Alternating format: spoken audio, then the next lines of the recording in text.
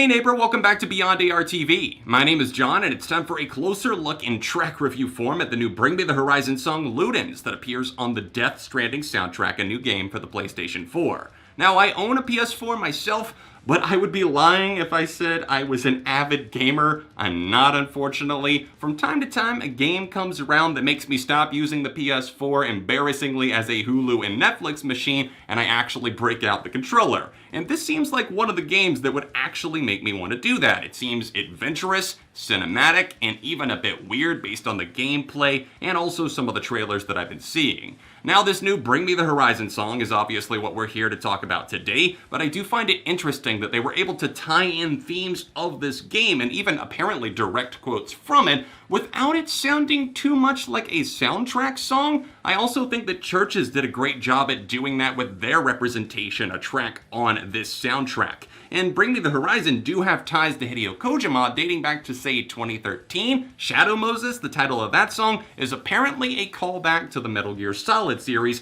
which Kojima also worked on. He's an acclaimed creator of games, and even though I don't know a ton about him, respect where respect is due. It seems like he had a vision, and also it's nice to see that the artist was appreciating the artist. Bring Me the Horizon and Kojima were fans of each other, and now they've got this song Ludens on the soundtrack. Now, from what I understand, Ludens is a term that refers to kind of the rebels, the fighters. It's the representation of Kojima's company, which is cool, and even though this doesn't appear in the Death Stranding game, it's still associated in a lot of ways. And the Luden that's referred to in this song here is kind of talking about the leadership that we see in the world right now. We need somebody new. We need somebody that's not one of these radical leaders, such as the current US president, or maybe in Brazil, or even the struggle over in the UK that Ollie Sykes and company are seeing right now. This is a track that is menacing in some ways. It starts off with a wall of noise, and I kind of love that electronic rumble and the pounding bass. And this song is absolutely a flamethrower once it finally gets going. You have to hang in there. It's a bit of a slow burn, and even though I liked the song on first listen, I wouldn't have said that I loved it, and at this point, I have definitely come to the loving side of things. This is a song where the first chorus feels pretty understated. There's some important lyrics going on here, and I like that Ollie actually really genuinely seems frustrated, not only with the leadership, but also with the fact of the current state of the world kind of deteriorating, falling apart around him. He wants to be a part of the solution instead of just sitting on his thumbs doing nothing. That can be easy to say, but also you want to be a part of the solution, so actually saying something can help.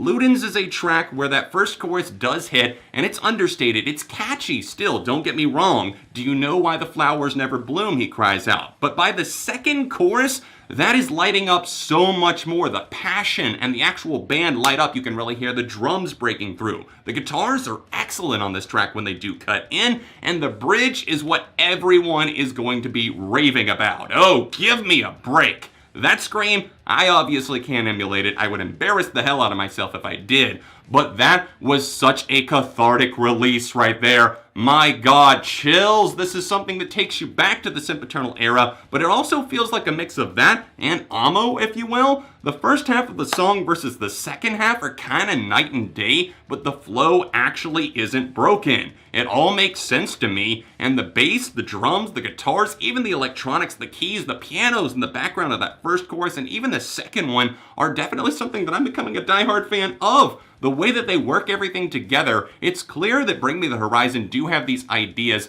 that might not appease the early fans of the band and their harder sound, but I can really respect the directions that they're going in, even if I don't always enjoy the songs. But here, this is a clear case of something that I really do love. The guitars, this actual breakdown that we get here is the perfect release to send this one over the moon. And then finally, that last chorus, the call to arms, the call to action for people to rally together, a new Luden to be put in place, a new leader, a new rebel, somebody that thinks outside of the box. This is a very important song, I feel like. I even really respect the ideas that open up in the first verse. Those lyrics, some resist the future, some refuse the past. Either way, it's so messed up if we can't unplug the fact that a world covered in cables was never wired to last, so don't act so surprised when the program starts to crash. I think that Ollie has a way with words. Him and Jordan Fish, the fellow band member, produced this track, and the way that everything really presents itself and manifests here is impeccable. I'm really liking this song a whole lot. In fact, I'd say I'm loving it, and I would suggest that you give it a few listens before you call your final verdict on it, before the jury's out. Overall, for me, I'm giving this song a 4.5 out of 5.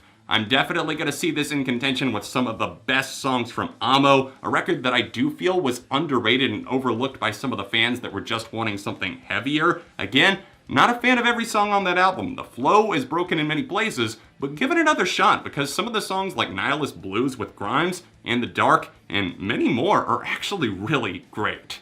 Anyways, guys, I would love to know what you think. Let me know in the comment section down below. Did you enjoy Ludens? Did you find it cathartic like I did? Or were you a little bit let down? Don't forget to drop a like on the review while you're here. Subscribe for the love of music. Check out my review of Amo right here. Another recent track review here. Socials in the description, and I'll see you soon for more on Beyond ARTV.